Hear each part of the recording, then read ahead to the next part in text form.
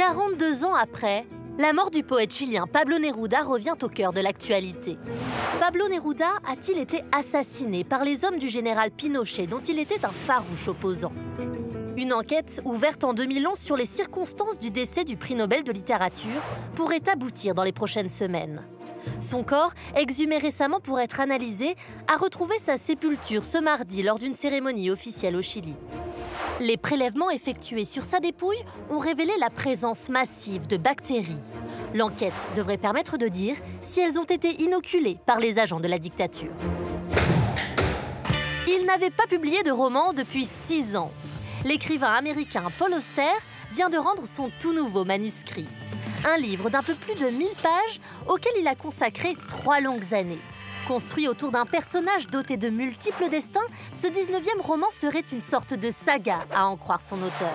Il sera publié en français chez Actes Sud, mais pas avant l'année prochaine.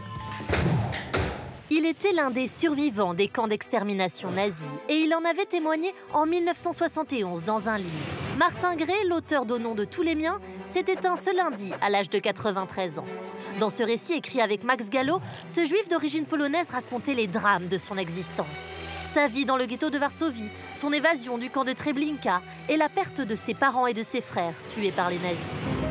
Puis, des années plus tard, la mort de sa femme et de ses 4 enfants dans un incendie dans le sud de la France.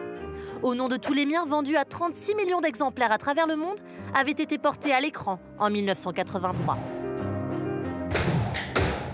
La littérature à la cote au cinéma. On apprend cette semaine qu'Un amour impossible de Christine Angot, paru l'année dernière, va être adapté sur grand écran. Dans ce livre, la romancière explorait à nouveau son histoire familiale et le thème de l'inceste, en incluant cette fois le personnage de sa mère.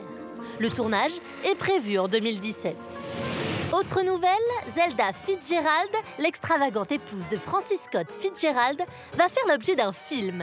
Et c'est Scarlett Johansson qui pourrait prêter ses traits à cette figure des années folles. Zelda Fitzgerald, morte en 1948, fut l'auteur de plusieurs nouvelles et d'un roman, Accordez-moi cette valse, partiellement autobiographique.